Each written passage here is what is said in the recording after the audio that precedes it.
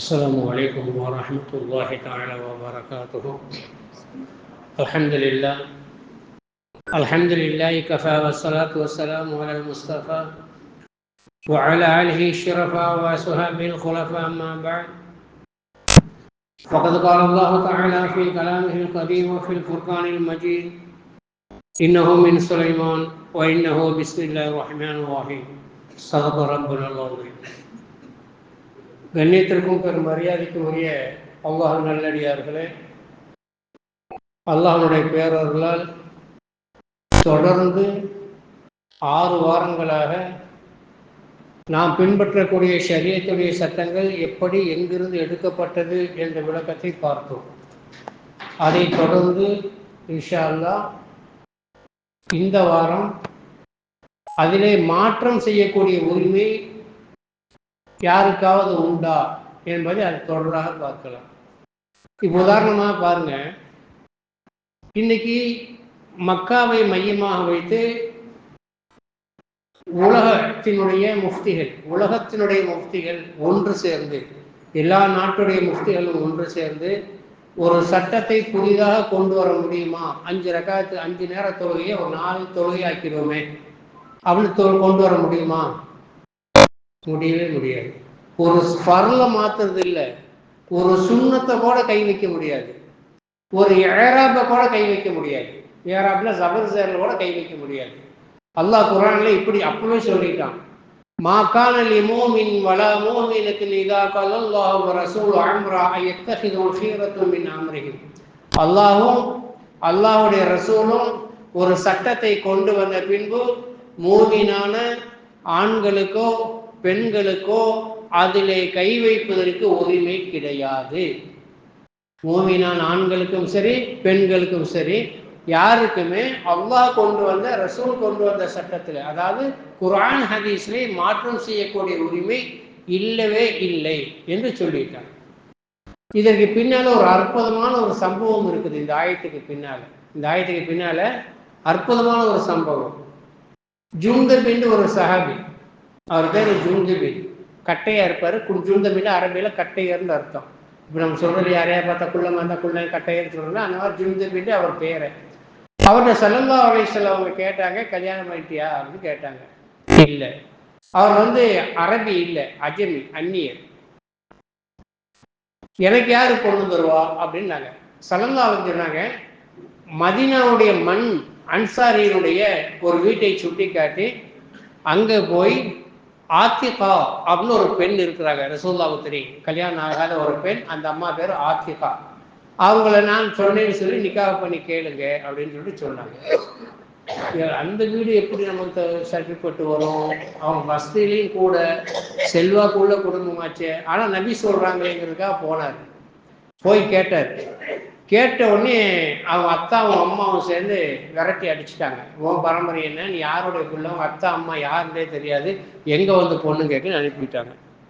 இது எல்லாத்தையும் வீட்டுக்குள்ள இருந்து கவனித்து கொண்டு இருந்த அந்த குமரி பெண் ஆத்திகா, அந்த சஹாபி போன பின்னால வெளியே வந்து அத்தா அம்மாட்ட சொன்னாங்க, நீங்கள் சொல்லுவது முற்றிலும் உண்மை. அந்த அம்மா சொல்லுது, சின்ன பிள்ளை அது நீங்க சொல்லுவது முற்றிலும் உண்மை. அவர் யார் என்று நமக்கு தெரியாது, பாரம்பரியம் தெரியாது. எனக்கும் அவருக்கு பிறக்கக்கூடிய குழந்தை கருப்பாக பிறக்கும் என்பது எனக்கு தெரியும்.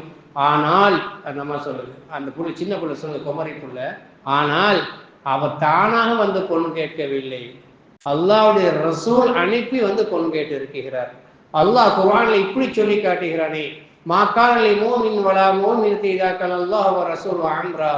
அல்லாஹ்வும் அல்லாஹ்வுடைய ரசூலை முடிவு செய்த பின்பு ஒரு முஸ்லிமான ஆணுக்கும் பெண்ணுக்கும் வேறொரு முடிவு செய்யக்கூடாது என்று அல்லாஹ் குர்ஆனிலே சொல்லி காட்டுகிறானே. அல்லாஹ்வுடைய ரசூல் அவர் எனக்கு கணவர் என்று முடிவு செய்து அனுப்பி வைத்த பின்பு நீங்கள் யார் அதை மறுப்பதற்கு? எப்படி பெத்த தாய் தந்தையை பார்த்து அந்த பிள்ளை, சின்ன பிள்ளை கேட்குது, அல்லாஹும் அல்லாஹ்வுடைய ரசூல் முடிவு பண்ணிட்டாங்கடா, அதுல தன்னுடைய இஷ்டத்தை புகுத்தக்கூடாது என்று அல்லாஹ் சொல்றானே, நீ ஏன் அவரை விரட்டி அனுப்பினீர்கள்? இந்த ஆயத்தை கேட்டோன்னே தந்தை அன்சாரி தோழர் ஓடோடி சென்று ஜுந்துபினை கூட்டிட்டு வந்து திருமணம் செய்து வைக்கிறார். திருமணம் முடிந்து விட்டது. அன்றுதான் உஹது யுத்தத்தினுடைய ஆரம்பம், புல்லரிக்கக்கூடிய சம்பவம். முதல் இரவு அவருக்கு கற்பனை கூட பண்ணி பார்க்கவில்லை தனக்கு ஒரு நிக்காஹ் நடக்கும் என்று. ஆனால் மதினாவிலேயே அழகான ஒரு பெண், மனைவியாக அடைய பெற்றார். யுத்தத்திற்கான அழைப்பு வருகிறது. முதல் இரவில் அவர் கலந்துக்கிறல, உடனே யுத்தத்துக்கு போனார். அங்கே ஷஹீதாகி விட்டார். கண்ணி கலியல் அந்த பெண் ஷஹீதாகி விட்டார். அதற்கு பின்பு அந்த அம்மா வேற ஒரு கல்யாணம் பண்ணி 88 ஆண்டுகள் மதீனாவிலே பெரும் வாழ்வு வாழ்ந்தார்கள். மிகப்பெரிய செல்வந்த சீமானையாட்டியாக அந்த பெண் வாழ்ந்தார்கள். ஏன் இதை நான் உங்களுக்கு குறிப்பிடுகிறேன் என்று சொன்னால், அல்லாஹ்வும் அல்லாஹ்வுடைய ரசூலும் முடிவு செய்த விஷயத்தை சஹாபாக்கள் ஷரியத்துல மட்டும் தேடவில்லை, தனிப்பட்ட வாழ்க்கையிலேயே அவங்க ஃபாலோ பண்ணாங்க. தனிப்பட்ட பர்சனலான வாழ்க்கை இது. அது ஷரியத்துடைய சட்டம் இல்லை. ஆனால் அதுலேயும் அந்த அம்மா அல்லாஹ்வுடைய ரசூலுடைய சொல்லுக்கு முக்கியத்துவம் கொடுத்தாங்க. அதன் காரணமாக சிறப்பான ஒரு வாழ்க்கையை அல்லாஹ் கொடுத்தாங்க. சில விஷயங்கள் பார்க்கறது கெடுதி மாதிரி தெரியும், ஆனால் அதுக்குள்ள எவ்வளோ நன்மை இருக்கும் இல்லையா? அந்த மூசா அலைஹிஸ்ஸலாம், ஹிதர் அலைஹிஸ்ஸலாத்துடைய சம்பவத்தை நம்ம கேள்விப்பட்டிருக்கோமே, அது மாதிரி. சரி, இப்போ இந்த விஷயத்துல சட்டம் தெரிந்து முஃப்திகள் மாற்றம் செய்ய முடியுமாண்டா மாற்றம் செய்ய முடியாது. அதே நேரத்தில் இப்போ உள்ள 2025 வாழக்கூடிய முஸ்லிமான ஆண்களும் சரி பெண்களும் சரி அந்த சட்டத்தை முழுவதுமாக தெரிந்து வச்சிருக்கோமாண்டா 80% இல்லை. நான் சும்மா ஒரு சின்ன சிம்பிளுக்காக கேள்வி கேட்குறேன். அதாவது இன்சல்ட் பண்ணணுங்கிறதுக்காக இல்லை, நம்ம தெரிஞ்சுக்கிறதுக்கு முயற்சி பண்ணணும் அப்படிங்கிறேன். நீங்கள் வேகமாக ஓடி வர்றீங்க. நேற்று ஒரு வக்கீல், மிகப்பெரிய சுப்ரீம் கோர்ட் லாயர் ஒரு கேள்வி கேட்டார். நான் செம்பதாஸ் பள்ளியில் தொழுகும் போது 2வது ரக்காத்தில் போய் சேர்ந்தேன். நேரடியாக சஜிதாவுக்கு போனேன். என்னுடைய ஒரு ரக்காத்தை எழுந்திரிச்சு தொழுவேன். தொழுவ கூடுமா கூடாதா? கூடாது. ஏன் கூடாது? ருக்குங்கிற ஃபர்ல விட்டுட்டீங்க, அதை விட்டுருங்க. ருக்குவுடைய ஃபர்ல விட்டு. இப்போ நான் உங்கள்கிட்ட கேட்குறேன், நம்ம பள்ளிக்கு தாஹீர் பள்ளிக்கு வர்றீங்க, 4 ரக்காத்து உள்ள தொழுகை லோஹர்னு வச்சுக்கிடுங்க. அத்தையாத்தில் வந்து சேர்றீங்க. அப்போ உங்களுக்கு எத்தனை ரக்காத்து தப்பி போச்சு? 2 ரக்காத்து தப்பி போச்சு. 3 நாள் இமாமை பின்பற்றி தொழுதுட்டீங்க. அடுத்து சலாம் கொடுத்ததுனால எந்திரிச்சு 2 ரக்காத்தை தொழுவீங்க. அந்த 2 ரக்காத்தை தொழுவதுக்காக நீங்க எந்திரிக்கிறீங்களே, அது உங்களுக்கு 3வது ரக்காத்தா முதல் ரக்காத்தா? முதல் ரக்காத்து. 3வது ரக்காத்து. இந்த ஒரு சஃப்ல 2 பேர் சொன்னதும் சரி. இந்த 2வது இவர் சொல்றாரு முதல் ரக்காயத்துண்டு, அவர் சொல்றாரு 3வது ரக்காயத்துண்டு. ஒரே சஃப்லி, அங்கேருந்து கூட பதில் வரல.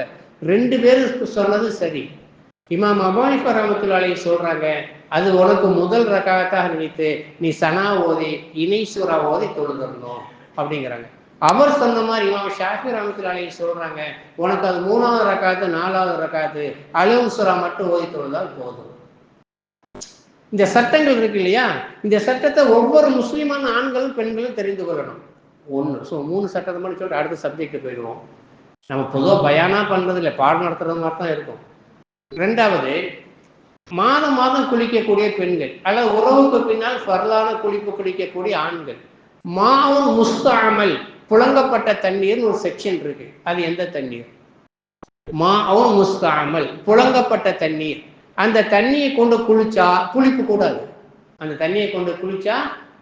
கூடாது. தெரியுதா? இப்போ நீங்க ஒளிச்செய்யும் போது முகத்திலிருந்து கையிலிருந்து வடியுது, தண்ணி பற்றாக்குறைன்னு சொல்லிட்டு கப்பு வச்சு இதை பிடிச்சி அடுத்து ஒளிச்செஞ்சுக்கிறதுன்னு சொல்றாங்க. முகத்திலிருந்து வடிஞ்ச தண்ணியும் கையிலிருந்து வடிகிற தண்ணீரையும் பிடிச்சி நீங்க திரும்ப இன்னொரு ஆளுக்கு ஒளிச்சையை கொடுக்கலாமாண்டா அவருக்கு ஒளிச்சையை கொடுக்க கூடாது, முடியாது, ஒதுக்கூடாது. இந்த தண்ணிக்கு பேரு மாவன் முஸ்தாமல். ஏற்கனவே இது பாவத்தை கழிச்சிட்டு வந்துட்டு பாவத்தில் உள்ள தண்ணி. இந்த தண்ணீரை கொண்டு இன்னொரு ஒது செய்ய முடியாது. ஒதுல விடுங்க. நம்ம யாருக்கு பைப்புல தண்ணி பள்ளியில மோட்டர் போட்டு தண்ணி வெறுமாரியா கொண்டு வந்துட்டாங்க. இந்த வீடுகள்ல வாடகைக்கு சின்ன பாத்ரூம்ல குளிப்பாங்க. பாத்ரூம் லெட்ரின் ஒன்னா இருக்கும். 5000 6000 வாடகைகள் அந்த வசதி தான் கிடைக்கும்.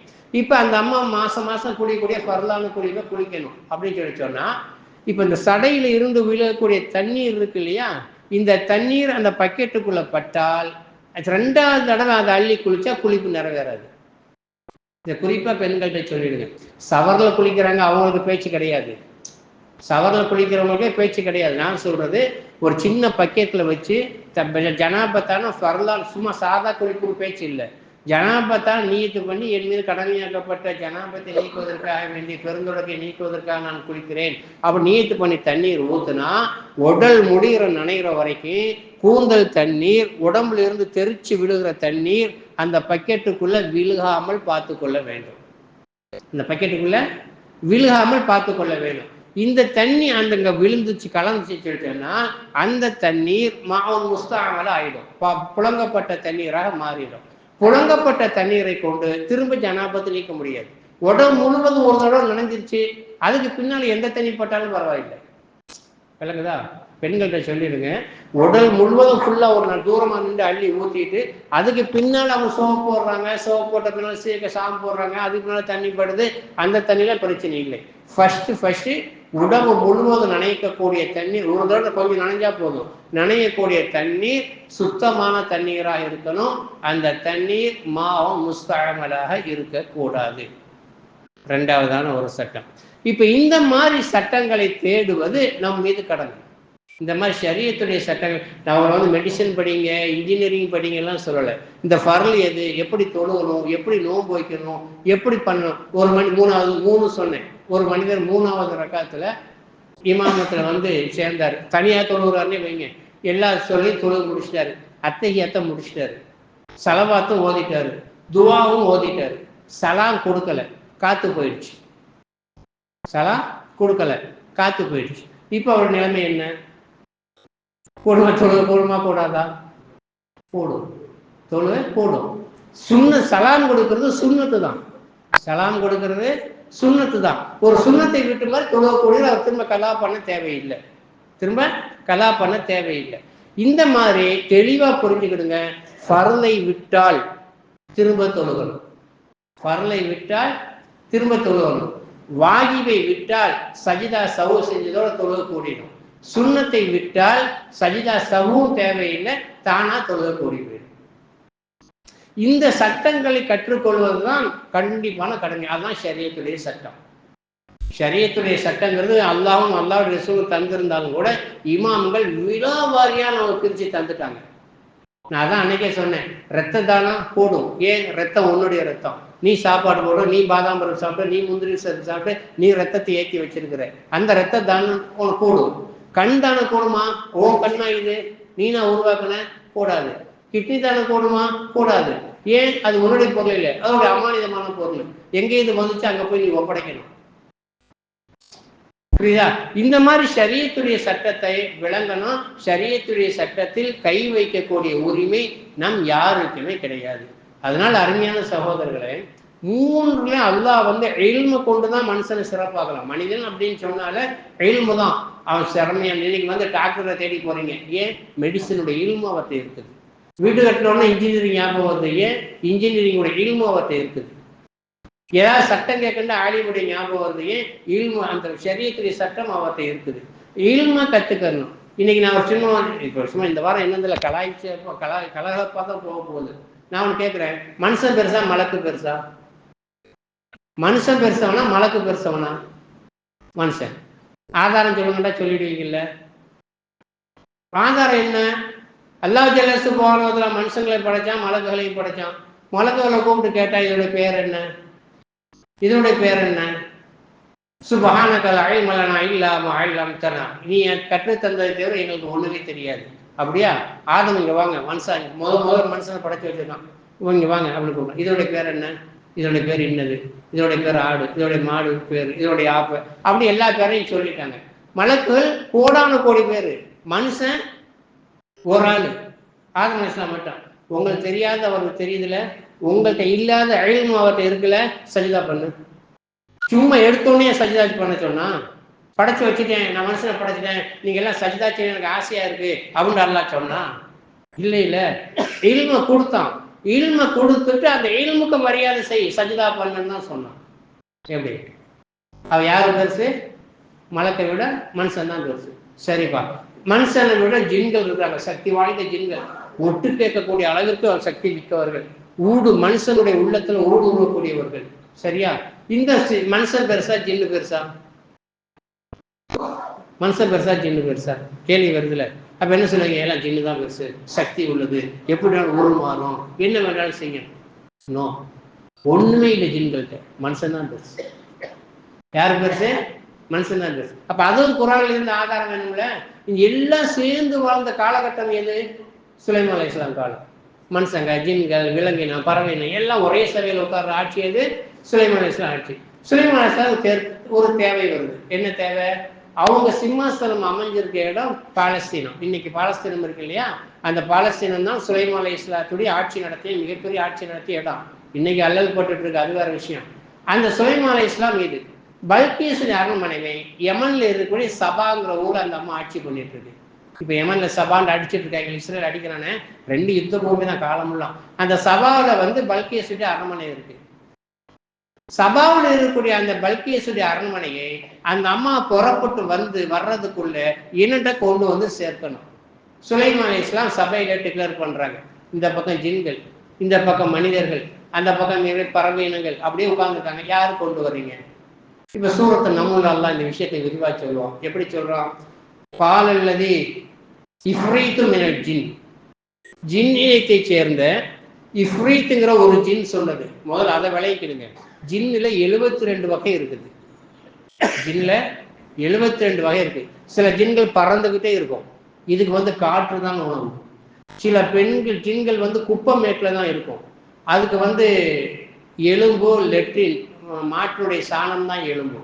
அதனாலதான் அதை வச்சு நம்ம மனுஷங்க ஒண்ணுக்கு போன பின்னால இது பிடிக்கக்கூடாது, என்ன சொல்றதுக்கு, விட்ட பிடிக்க கூடாது. எலும்பையும் இதையும் வச்சு பிடிக்கிறது மக்ரூ. ஏன்னா ஜின்களுடைய உணவு அப்படிங்கிறதுக்காக அல்லாஹ் ரசூல் தடுத்துட்டாங்க, சொல்லியே தடுத்தாங்க. இது ஜின்களுடைய உணவு, அதனால இதை வச்சு விட்டு பிடிக்கிறது மார்க்கத்தில் அனுமதி இல்லைன்னு ரசூல் ஸல்லல்லாஹு அலைஹி வஸல்லம் தடுத்துட்டாங்க. இது 2வது. 3வது ஜின்கள் உங்களுக்கு தெரியும், பாத்ரூம்ல குப்பையில் இருக்கிறது, பாத்ரூம்ல ஏற்படுது ஹுபுஸ் கபாயிஸ்ங்கிற ஜின்னு. இதுல ஹின்சீர் நிறைய ஜின்னு இனத்தங்க இருக்கு, 72 வகை இருக்கு. இதுல இஃப்ரீத்துங்கிற ஜின்னு மலக்குள் அயலாண்டு ஒரு சில மலக்குகள் மனிதனை பத்தி பேசுவாங்க. இந்த ஆட்சி மாற போகுது, இன்னார் இறக்க போறாரு, இந்த நாட்டில் இது பூகம்பம் நடக்க போகுது அப்படிங்கிற விஷயத்த மலக்குள் அயலா அப்படின்னு சொல்லக்கூடிய ஒரு மலக்குகள் உலகத்தினுடைய நிகழ்வுகளை பத்தி அங்க தன்னை பேசிக்கிட்டு இருப்பாங்க, வருங்காலத்தை பத்தி பேசிக்கிட்டு இருப்பாங்க. அந்த மலக்குகளுக்கு மட்டும்தான் அந்த சக்தி உண்டு. அதை ஒட்டு கேட்கக்கூடிய சக்திகள் தான் இஃப்ரீத்துங்கிற ஜின்னு. அதை ஒட்டு கேட்கிற ஜின்னு தான் இஃப்ரீத்துங்கிற ஜின்னு. அந்த ஜின்களை தான் சாயங்கால நேரம் எரி நட்சத்திரங்கள் போய் தாக்குது இல்லையா, போய் எரி நட்சத்திரங்கள் தாக்கும். அந்த ஜின்களை விரட்டுறதுக்கு தான் அந்த நட்சத்திரங்கள் போறது. அது சும்மா இல்லை, வீண் விடயம் கிடையாது. அப்படி ஒட்டு கேட்க போனால் முக்கியமான விஷயத்தை அல்லாஹ் மறைக்கன்னு நினைச்சா அந்த எரி நட்சத்திரங்களை கொண்டு அந்த ஜீனை கீழே விரட்டிடுவோம் அல்லது கொன்றுவோம். சரியா?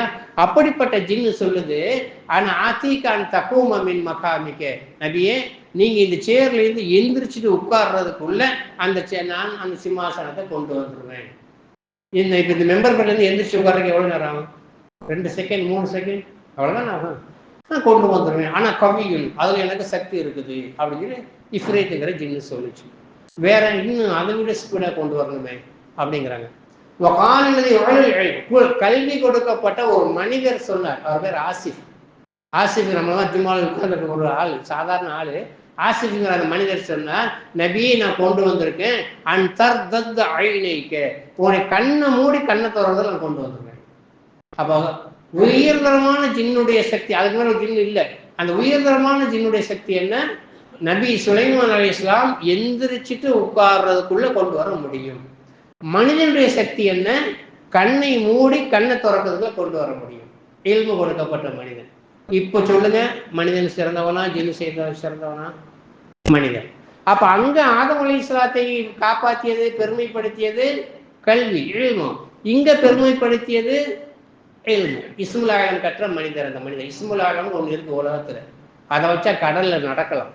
அந்த மாதிரி ஒரு இல்மு மறைச்சு எல்லாம் நிறைய இல்முல உயர்த்தினான். இல்மு ரம்துன்னு இருந்துச்சு.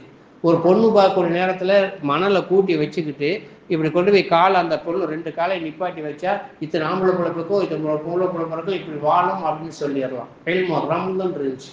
இல்லை இல்மு நுஜூம் இல்லை. எவ்வளவு இல்முன்னு போயிடுச்சு. இல்மு எல்லாமே முஸ்லீம்களுடைய கையில தான் இருந்துச்சு. இந்த ஏஐ தொழில்நுட்பத்தை கொண்டு இஸ்ரேல் அத்தனை அரபு நாடுகளையும் ஆட்டிட்டு இருக்கிறான். இல்மு இன்னைக்கு எல்லாமே யூதர்கள்ட்டையும் ஐயர்கள்ட்டையும் போயிடுச்சு. ஆனால் எல்லா இல்மையும் கற்றுக் கொடுத்தது நபி மூலமாக, அலி ரலியல்லாஹு தஆலா மூலமாக முஸ்லீம்கள் தான் வந்துச்சு. இன்னைக்கு வரைக்கும் மெடிசினுடைய தந்தை அலிசீனா அப்படிங்கிற ஒரு நபர் தான். இந்த 1 2 3 இருக்குல்ல, இந்த வெளியே இருக்குல்ல 3 வாழ்க்கைகள் இருக்குல்ல, முஸ்லீம்கள் கண்டுபிடிச்ச நம்பர். முதல்ல எழுத்து வளத்தை உருவாக்கியது இத்ரீஸ் அலைஹிஸ்ஸலாத்து வஸ்ஸலாம். சிறைச்சாலை கொண்டு வந்தது இத்ரீஸ் அலைஹிஸ்ஸலாத்து வஸ்ஸலாம். ரூல்ஸ் அண்ட் ரெவல்யூஷனை கொண்டு வந்தது இத்ரீஸ் அலைஹிஸ்ஸலாத்து வஸ்ஸலாம். இப்படி எல்லா நபிமார்கள் மூலமாக தான் அல்லாஹ் இல்ம கொடுத்தான். கப்பலுடைய அறிவு யாருக்கு கிடைச்சு? யூதர்களுக்கு கிடைச்சு. கப்பல் நான் செய்யற அறிவு யாருக்கு கிடைச்சு? யாருக்கு? நூஹ் அலைஹிஸ்ஸலாத்துக்கு. இரும்பு இன்னைக்கு உருக்குறாங்க, இருக்கால ஒரு முஸ்லீம்கிட்ட கூட உருக்கால கிடையாது. இன்னைக்கு எல்லாம் மார்வாடிங்க வச்சுட்டு இருக்கான். இருக்காலை உருக்குற சக்தி, இரும்பு உருக்குற சக்தி யாருக்கு கற்றுக் கொடுத்தான்? தாவூத் அலைஹிஸ்ஸலாம். நபிமார்கள் மூலமா தான் அல்லாஹ் எல்லாத்தையும் கற்றுக் கொடுத்துட்டு வந்தான். ரசூல் ஸல்லல்லாஹு அலைஹி வஸல்லம் சொல்றாங்க, நான் மதீனத்துல் இல்மி வ அலியுல் பாபுகா, நான் மதீனாவின் பட்டணமாக இருக்கிறேன், அதனுடைய தலைவாசல் அலியாக இருக்கிறார்.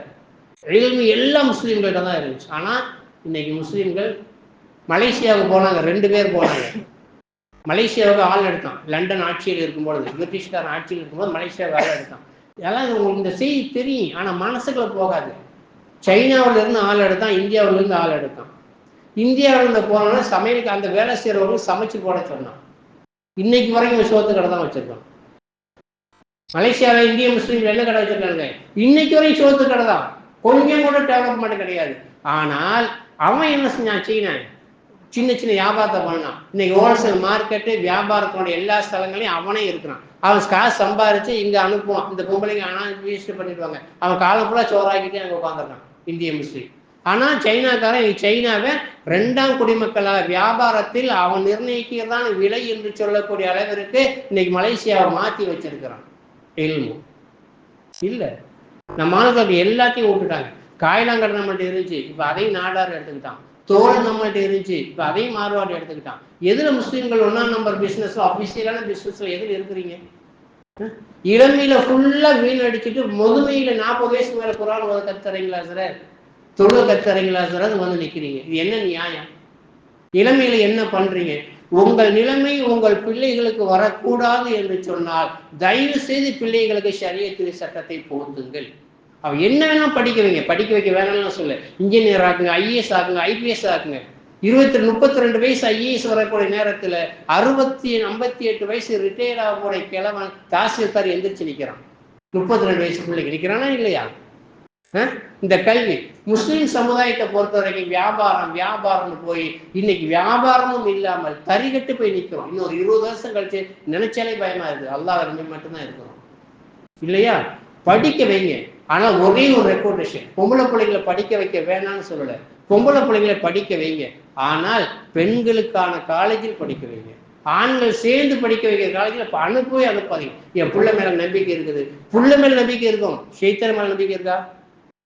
புள்ள நல்ல புள்ள, அடங்கும், ஒழுக்கமான புள்ள. ஆனா ஷைத்தான் ஸல்லல்லாஹு அலைஹி சொன்னாங்க, ஒரு ஆணும் பெண்ணும் ஒரு இடத்துல தனியாக இருந்தால் 3ஆவதா அங்கே ஷைத்தான் வந்து அமர்ந்து விடுகிறான். படிக்க வைங்க. ஐஏஎஸ் வரைக்கும் ஐபிஎஸ் வரைக்கும் படிக்க வைங்க. பெண்கள் வேலை செய்யக்கூடிய எத்தனையோ டிபார்ட்மெண்ட் இருக்குது. சைக்காலஜி முஸ்லீம்கள்ல கிடையாது. பிரசவம் பார்க்கக்கூடிய பெண்கள் முஸ்லீம்கள்ல கிடையாது. முஸ்லீம்கள் எத்தனை பெண்களுக்கு பிரசவம் பார்க்க தெரியும்? முஸ்லீம் புர்கா போட்டு போனாலே ஆப்ரேஷன் தான். எத்தனை ஐயர் பொம்பளைங்க ஆப்ரேஷன் பண்றாங்க தெரியுமா? 2% கூட கிடையாது. ஐயர் பெண்கள் எல்லாமே நார்மல் டெலிவரி. இந்த புர்காவை பார்த்தா தான் அவன் ஏனுடே சொல்லுவான், இது ஆப்ரேஷன் பண்ணு, அப்பதான் 2 கட் பண்ண முடியும் அப்படின்னு சொல்லிட்டு. இதெல்லாம் நம்ம சமுதாயம் விளங்குறதே கிடையாது. நல்லா படிக்க வைங்க, ஆனா கோ எஜுகேஷனுக்கு போகாதீங்க. சரியா? வழியில பஸ்ல யாரையும் பதிலாக பண்ணிட்டா என்ன பண்றது? பழகிட்டா என்ன பண்றது? பண்ணாது.